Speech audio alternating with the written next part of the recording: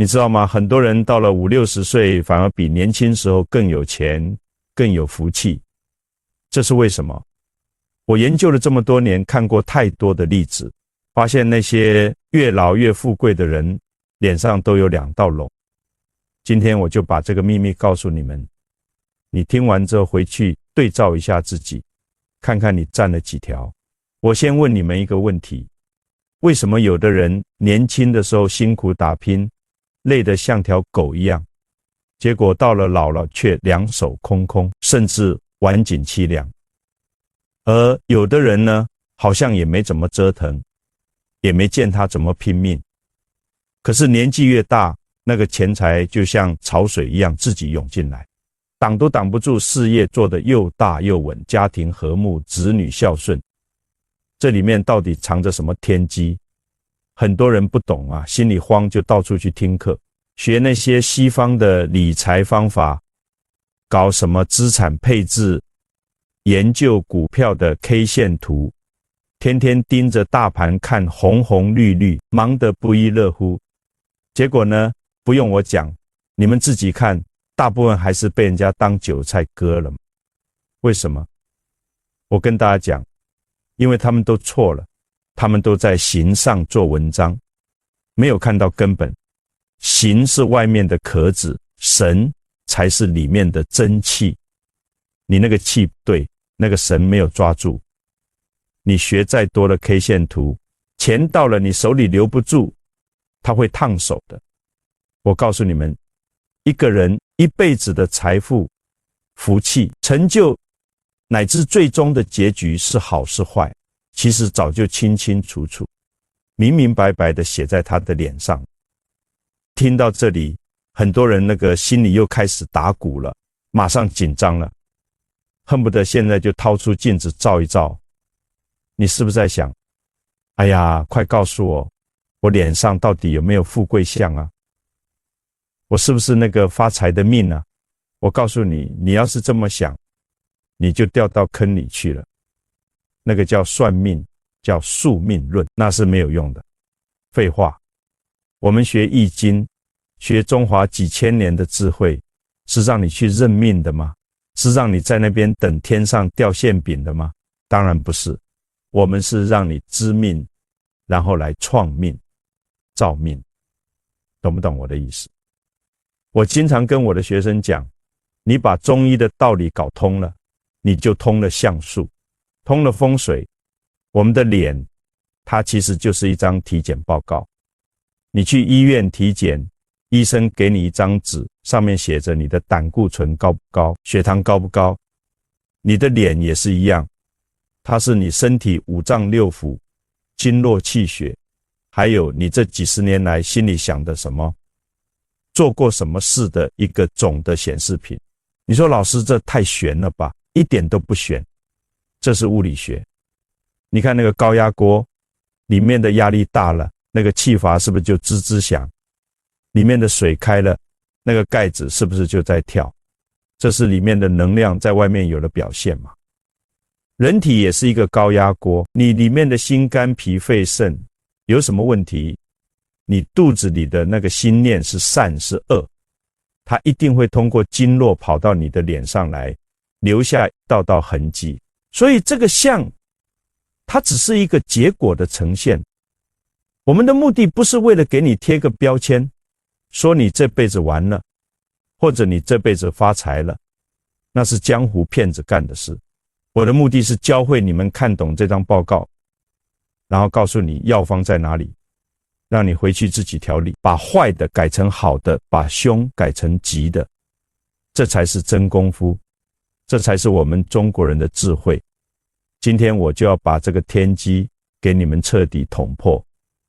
那些真正能够越老越有钱，而且福寿双全的人，你去观察，他的脸上一定会有2道龙。注意听啊，我说的不是皱纹，是龙。这2道龙，一道是阳，一道是阴，一道是术，一道是道。只有一道龙的人，就算你年轻时再风光，官做的再大，钱赚的再多，我跟你保证，你到了晚年必定孤苦伶仃。这不是我说的，这是几千年来老祖宗观察天地自然总结下来的铁律，是不证自明的道理。我们今天就要把这2道龙从头到脚，从形到神给你讲得清清楚楚，明明白白。你听懂了，就知道自己缺什么，该往哪里补。你照着做了，我保证你的人生下半场完全不一样。我们要讲的第1道龙，这道龙是阳龙，是术的龙，它名气很大，在面相学里我们叫它法令纹。法令纹在哪里？很简单，大家摸摸自己的脸，就是从鼻子2翼延伸到嘴巴2旁的那2条沟。诸位，你们去观察一下小孩子，你看小孩子脸上是不是光溜溜的？绝对没有法令纹。为什么？因为他不需要法，也不需要令嘛。他哭了，妈妈喂奶；他闹了，爸爸来抱。他是被天地父母宠爱的，他不需要承担责任，不需要建立规矩。所以你看这个相，他是不是跟着你的人生状态在走？什么时候这道龙会开始慢慢苏醒？30岁以后，你大学毕业了，踏入社会了，开始要为自己的人生负责了。你要建立自己的原则，要有自己的规矩。你不能再像小孩子一样任性了。如果你开始做主管，在团队里你要下命令，这个法和令就出来。所以法令纹它代表的就是一个人的纪律、威严、原则、事业心、领导力，还有最重要的责任与担当。这就是你安身立命的术。所以你看，凡是做大官的、当大老板的、领兵打仗的将军，他的法令纹一定非常漂亮。什么叫漂亮？我跟你讲，这里面学问很深，要清晰，不能模模糊糊、断断续续。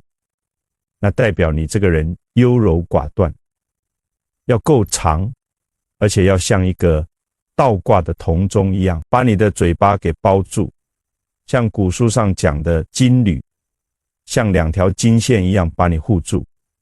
要开阔，不能太贴近嘴角，太贴近就是心胸狭窄了。这样的法令纹代表什么？代表这个人做事有头有尾，有始有终，纪律严明。他下了命令，说出去的话，下面的人会打从心底里去听，去执行。你看，一个人如果能做到令出必行，他的事业怎么会不成功？很简单嘛。而且诸位要再看深一层，这就是我说的物理。鼻子在面相上是什么？是财帛宫，是你的财库。法令纹正好就在你财库的2旁，像什么？像2条护城河，它把你辛辛苦苦赚来的钱牢牢地守住。所以法令纹长得好的人，他不但能赚钱，他更会守钱。他有原则，有纪律，知道什么钱该花，什么钱该花，不会胡作非为。这样的人，他的财富才能像盖房子一样，一层一层稳稳地往上堆叠。我以前在临床的时候碰过一个病人，是个上市公司老板，50多岁，那个法令纹长得真是漂亮，又深又长，气势如虹，一看就是常年发号施令的人。他跟我讲，他年轻的时候是个穷小子，从工地搬砖做起，但是他给自己立了规矩，每天别人做8个小时，他一定做10个小时。别人休息的时候，他就学看图纸，学管理，30年如一日，从来没有松懈过。他对别人狠，对自己更狠，所以他才能把事业做得这么大。诸位，你们看懂了吗？他的法令纹不是天上掉下来的，是他前半生用自律和担当，刀一刀自己在脸上刻出来的。这就是阳龙的力量，是术的极致。那反过来看，如果一个人到了40岁、50岁，脸上还是光溜溜的，没有法令纹，好不好？你跟他做朋友很好，他脾气随和，跟你计较，是个老好人。但是你要他做一番事业，那就完了。他没有原则，没有威严，讲话像棉花一样，下面的人根本不把他当回事，他自己也没有自律性，今天想一出，明天想一出，3天打鱼2天晒网。你把公司交给他，不出3个月，绝对乱成一锅粥。这种人守不住财，也创不了业，怎么可能越老越有钱？这就是第一道龙阳龙，它是你后半生财富的基石。没有它，万丈高楼平地起，根基不稳，一阵风就倒。但是我要警告大家，阳龙太强，或者藏错了地方，那也是会出人命的。讲到这里，大家最怕听到一种面相，也是很多书上写得很吓人的，叫法令入口。就是你的那个法令纹，它没有包住嘴巴，而是直接弯进来插到嘴巴里去了。古书上讲，这叫腾蛇入口，主饿死。哎呀，很多人一听到饿死2个字，魂都吓飞了，跑来问我，老师，我完蛋了，我是不是晚年要没饭吃了，要上街讨饭了？你看，你又在看那个形了，对不对？你要去想那个理啊，为什么会饿死？在古代，那是真的可能没饭吃，但在现代社会，你只要不懒，怎么可能真的饿死？它代表的意义已经不一样了。诸位想象一下，法令是你的规矩，嘴巴是你的食物，你的饭碗，你的规矩插进了你的饭碗，这是什么相？这就是作茧自缚。你被自己的规矩给活活困死，你下了命令，最后反过来把你自己给毁了。还记得我刚才讲的那个上市公司老板吗？他后来就出问题了。我有一年再见到他，发现他那个法令纹越来越深，而且开始往嘴角收，明显有入口的迹象。我就提醒他，老兄啊，你这个人原则性太强，规矩太死，对下面的人太苛刻了。水至清则无鱼，人至察则无徒啊！你要懂得通融。他不听，跟我拍桌子，说他就是靠这个成功的。要是松了，队伍就不好带了。结果呢，他定了一个非常不近人情的 KPI， 把几个跟了他10几年的老臣子、老兄弟，因为一点小错误全部逼走了。他觉得这是杀鸡儆猴，这是维护制度。好，这些人出去以后，因为太了解他的底细，马上就成了他最可怕的竞争对手。而且公司内部人心惶惶，觉得这老板太无情，稍微有能力的都跑了。不出1年，他的业绩一落千丈，资金链断裂，他自己的饭碗是不是差点被自己的法令给断掉了？这就叫饿死。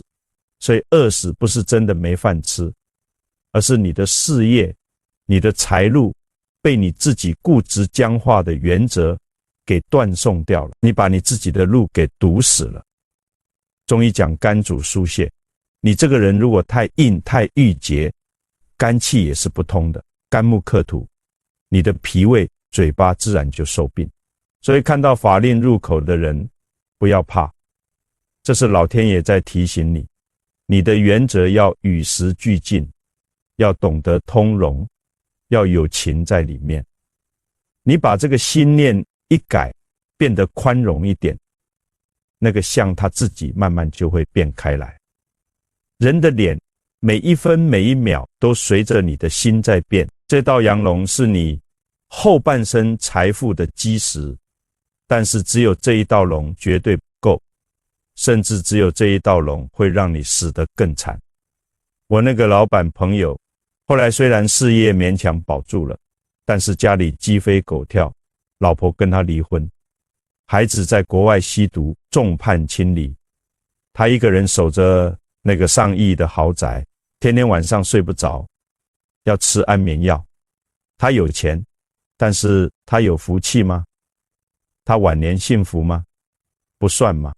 这就牵涉到我们今天要讲的第二道龙。这道龙比法令纹重要100倍，它才是你晚年能不能安享富贵，能不能有福气销售你打下的江山的终极密码。这地方叫卧蚕，也是你的阴德宫。这一道龙是阴龙，是道的龙，它的名字听起来就很玄，叫做阴纹，也叫德纹。阴就是看不见的，暗中，就是安定生长，德就是德行，阴喜文就是你背着人不求回报做的那些好事，老天爷在你脸上盖了章，他在哪里？大家把注意力集中到眼睛下方，这个位置在面相上叫做卧蚕，也叫子女宫、男女宫。诸位注意听，阴喜纹不是皱纹，更不是眼袋。眼袋是什么？那是浮肿的，颜色发暗，那是你肾气大亏、脾虚湿肾的表现，那是垃圾堆积。而卧蚕是紧实的、饱满的、光润的，像一条横卧在那里的蚕宝宝。那阴缝纹长什么样？它是在这个饱满的卧蚕上出现，像蚕丝一样非常细、非常亮，隐隐约约的纹路，有时候是网状的，有时候是3、2条斜向上，你平时可能看不清楚，但是当你一笑或者心怀慈悲的时候，那个地方会一下亮起来，像有光从里面透出来一样。为什么积阴德的人会长这个纹？很多人觉得这是迷信，我用中医和道家的理论讲给你听，这是最顶级的生理学，你一听就全通了。眼睛下方这个位置，它对应的是哪里？是我们的心和肾。中医讲心藏神，是君主之官，是皇帝，肾藏精，是先天之本，是国家的根基。一个人的精气神足不足，看这个地方一目了然。你看小孩子卧蚕都是饱满透亮的，为什么？因为他先天肾气足，精气神饱满。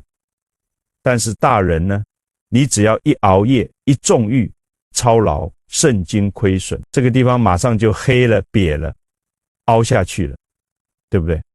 那这跟积德有什么关系？关系太大了。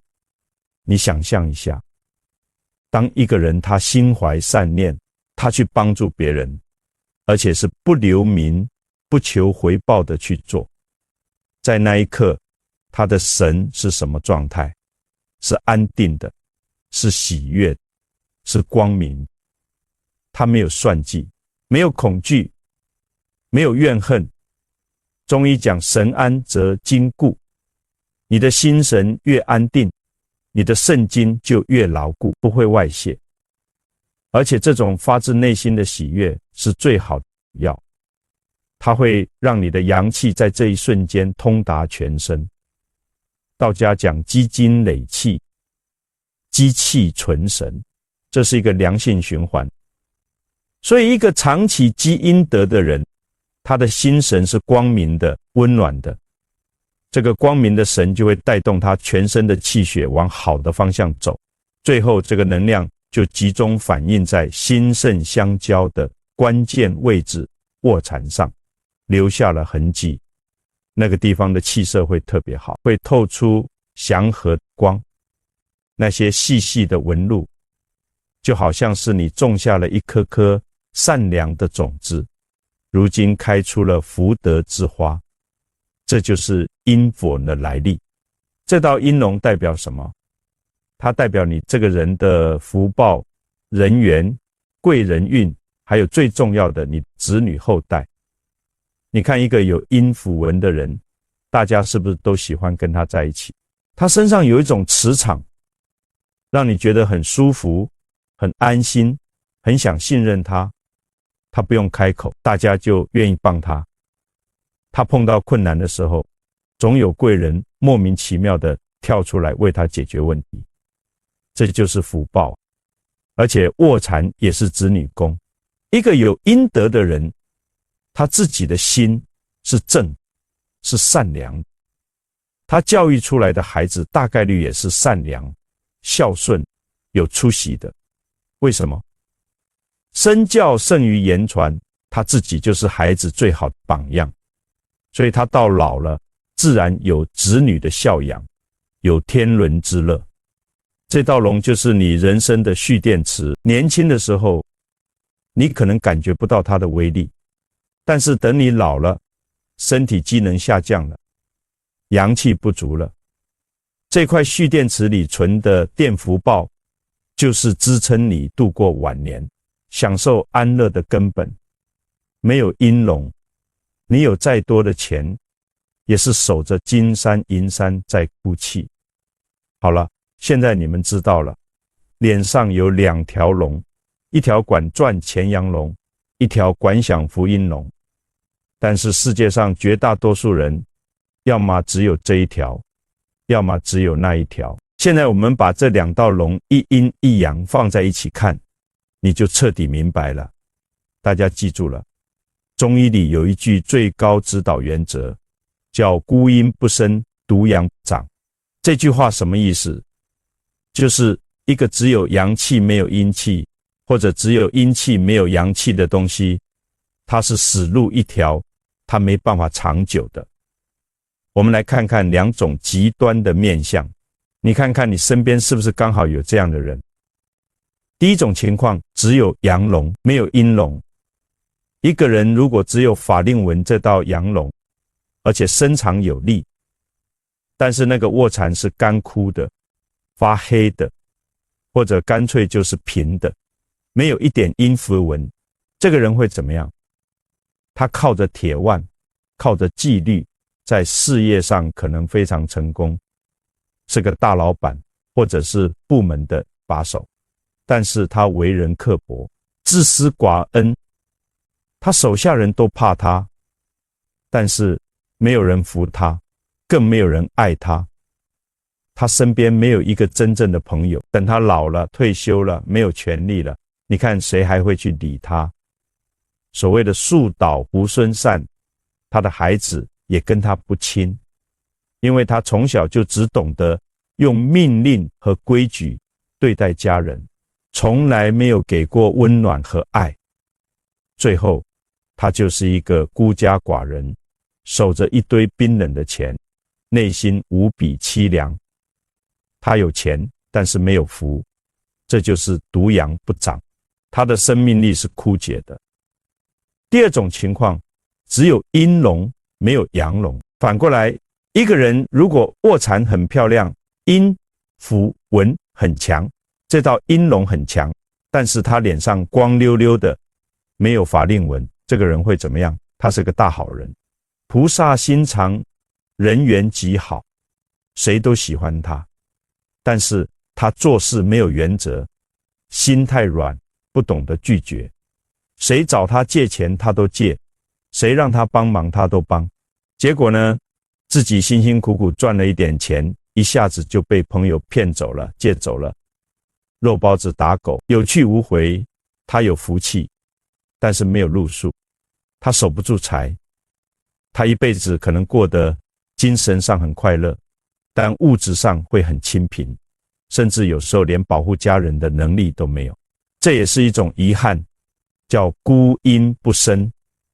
那真正能够越老越有钱，而且晚年生活的幸福安详、福禄寿三全的人是怎么样？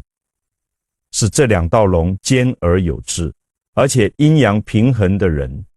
你看他年轻的时候，靠着他那道清晰有力的阳龙法令纹所代表的纪律、专业和担当，去开疆拓土，打下他的事业江山。这是术的层面，是他在外面打拼的武器。与此同时，在他打拼的过程中，他始终没有忘记修他那道阴龙。他心存善念，待人宽厚，赚了钱他会去回馈社会，对待员工他有情有义，对待家人他充满爱意，他默默的在积累他的阴德，这是道的层面，是他在里面滋养的根基。一个树的龙，一个道的龙，一个阳的龙，一个阴的龙，阴阳互根，内外兼修。你想想看，这种人的事业能不稳固吗？他的人脉能不广吗？随着他年纪越大，他的德行越深厚，他的智慧越圆融，他前半生积累的福报就越是排山倒海的涌现出来。以前帮过的人，现在都成了他的贵人，他培养的年轻人现在都成了他的左膀右臂。他的财富不是那种投机取巧来的横财，而是像滚雪球一样越滚越大，越滚越稳的得财。这种财是你的福报换来的，别人是抢不走也拿不走，老天爷都会帮你守住。所以到了晚年，他有钱有闲有健康有尊敬有和睦的家庭有孝顺的子女，这才叫做真正的福禄寿三全。这才是我们真正要追求的越老越有钱的最高境界。有没有道理？我想大家心里都清楚了。但是现在外面有很多骗子，还有很多无知的美容机构，看大家想发财，就搞出一套邪门歪道，说什么我给你纹个法令纹，我给你填充个卧蚕，你就能改运。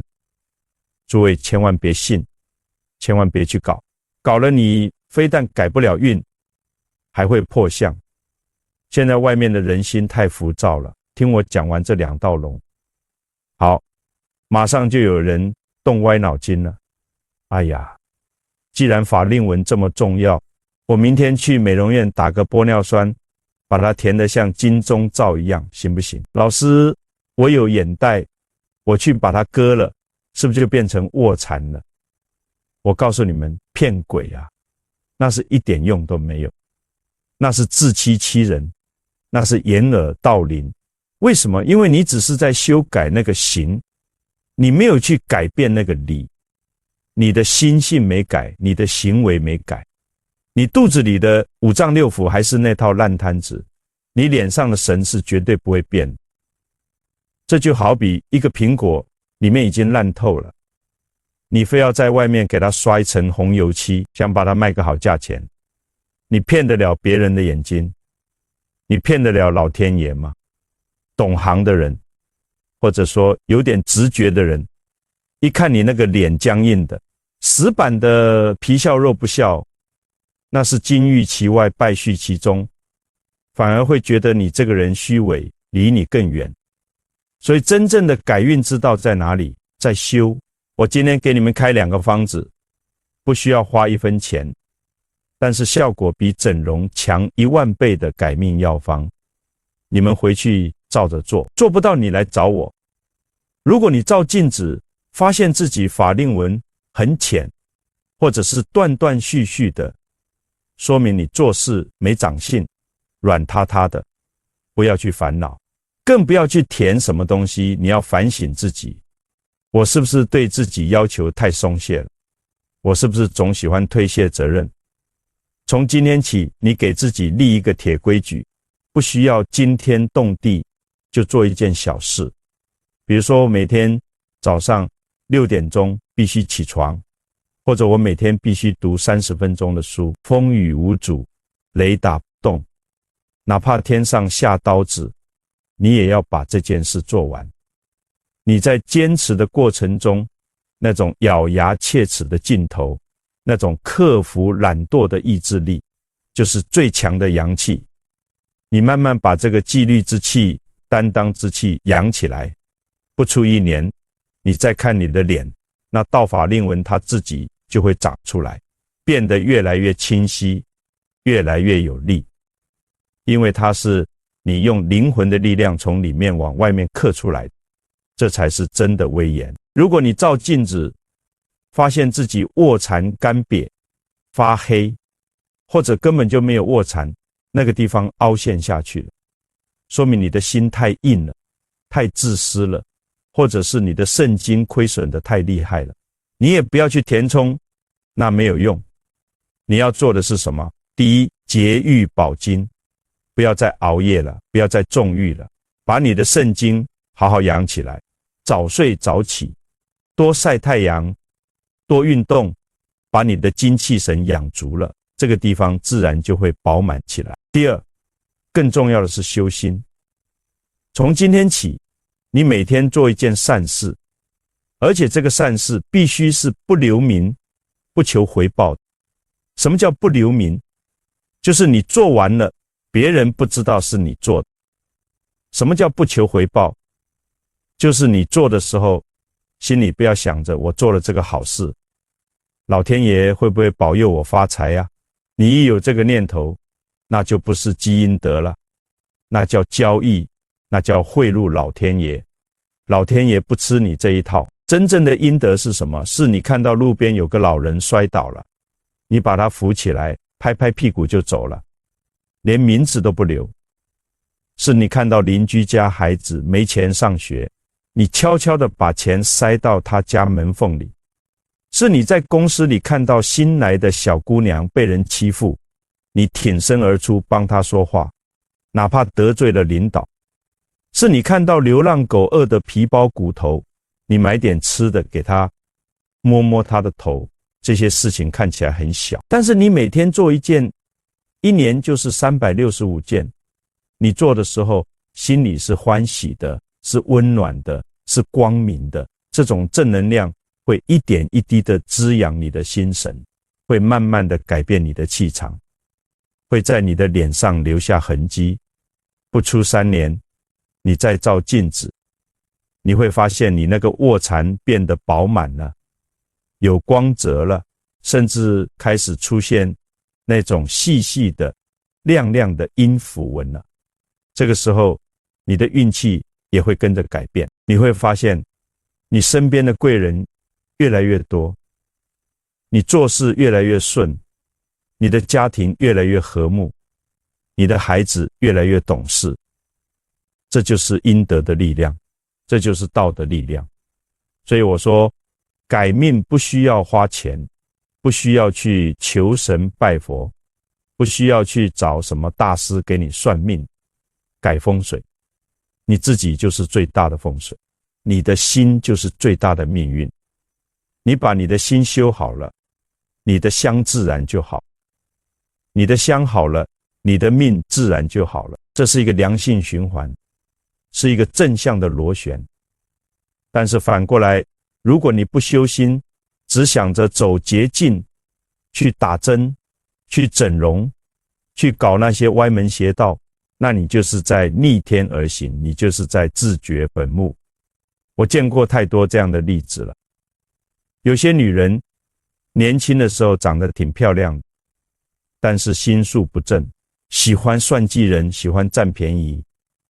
她看到自己脸上开始有皱纹了，就拼命的去打针，把脸打得像个充气娃娃一样。她以为这样就能留住青春，就能留住男人，就能留住财富。结果呢，她的脸是光滑了，但是那个神没有了，那个气散了。你看她的眼睛是空洞的，是冰冷的，是没有灵魂的。这种女人，男人看了会害怕，会觉得恶心，会想要逃离。她的财运也会越来越差，因为她的福报已经被她自己折腾光了。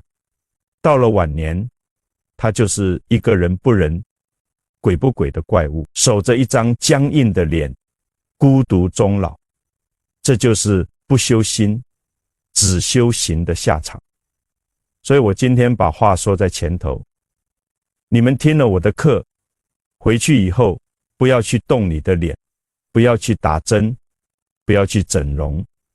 你要做的就是修你的心，修你的德，修你的行为。你把内在修好了，外在自然就会改变。这才是真正的改命之道，这才是我们中国人几千年传下来的智慧。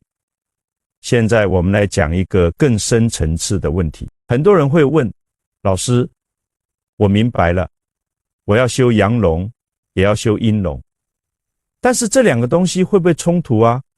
我在外面做生意，有时候不得不狠一点，不得不耍点手段，不然就会被人欺负。但是你又说要积阴德，要心存善念，这不是矛盾吗？我到底该怎么办？这是一个非常好的问题。这个问题问到了点子上，这就是我们中国文化里最高深的智慧中庸之道。什么叫中庸？不是说你要做一个老好人，谁都不得罪，那叫和稀泥，那叫没有原则。真正的中庸是什么？是你要懂得在不同的场合、不同的时间，对不同的人，用不同的方法。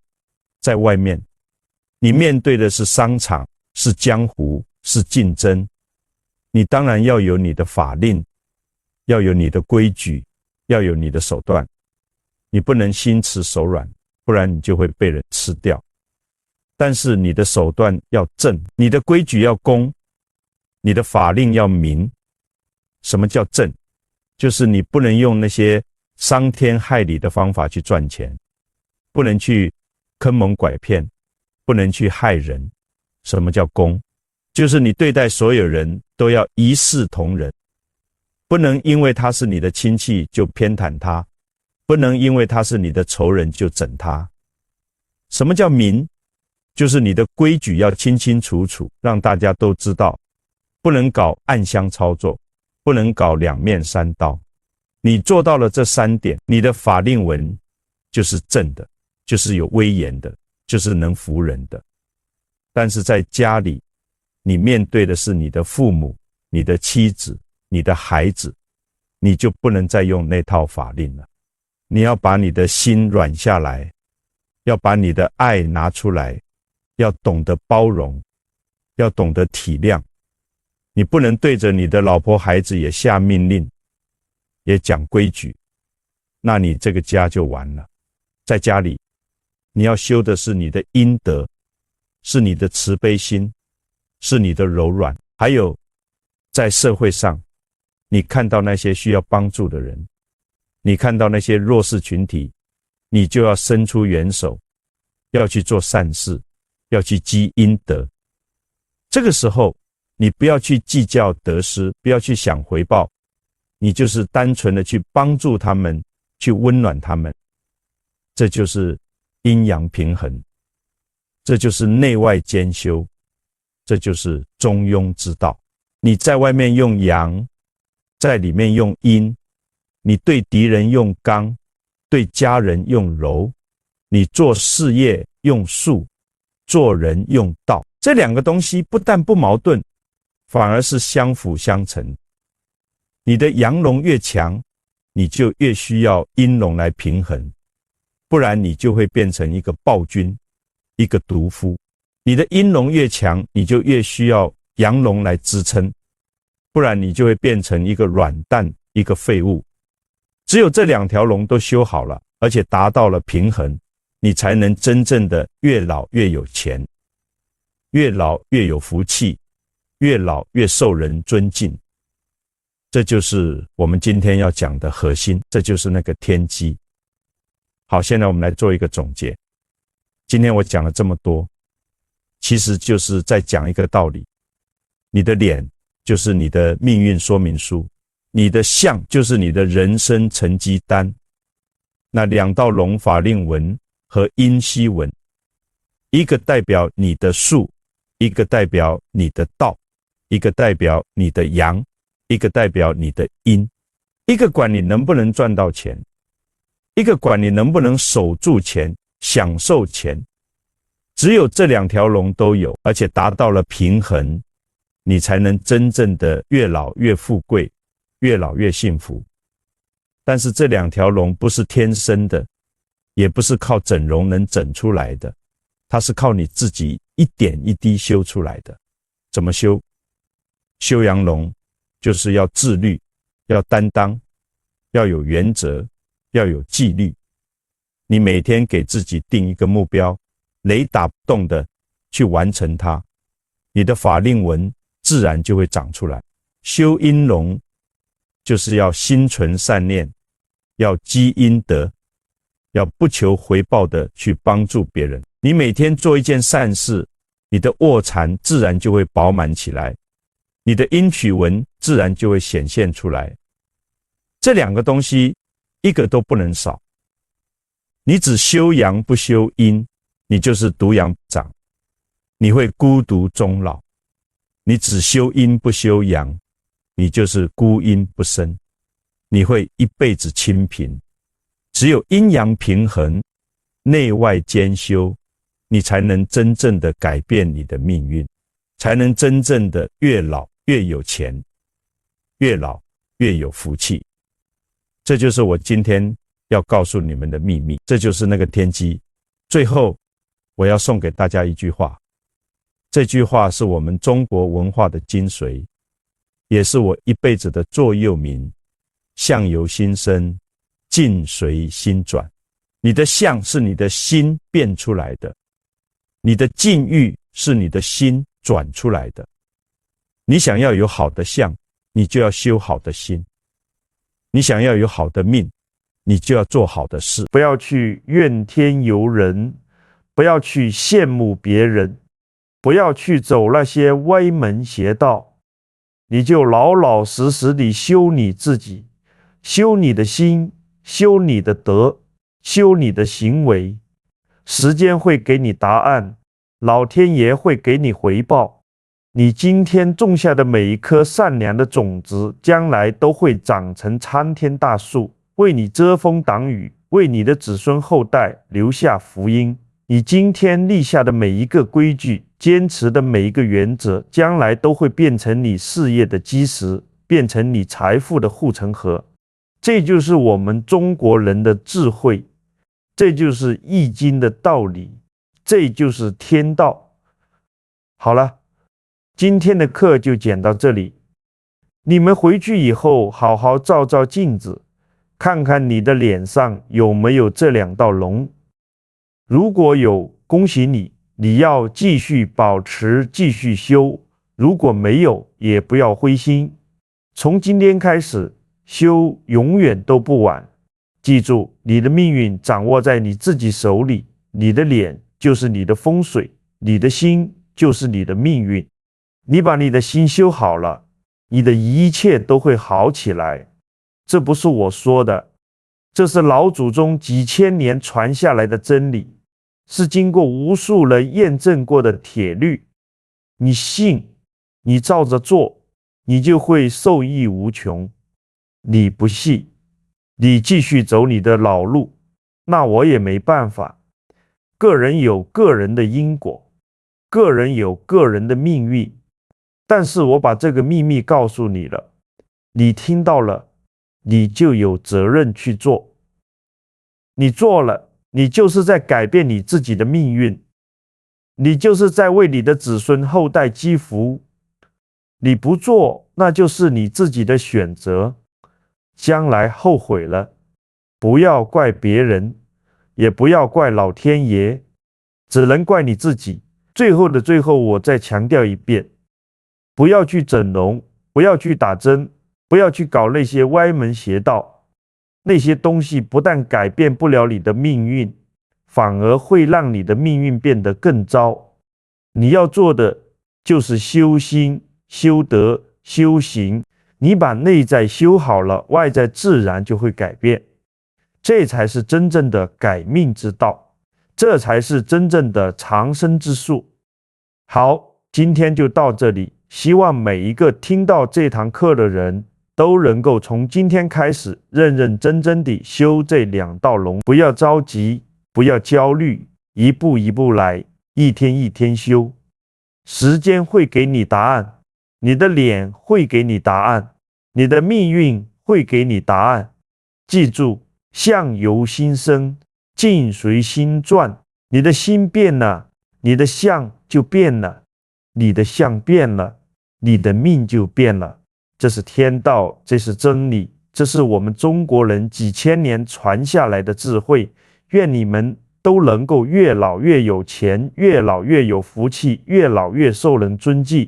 这就是我今天要讲的全部内容，谢谢大家。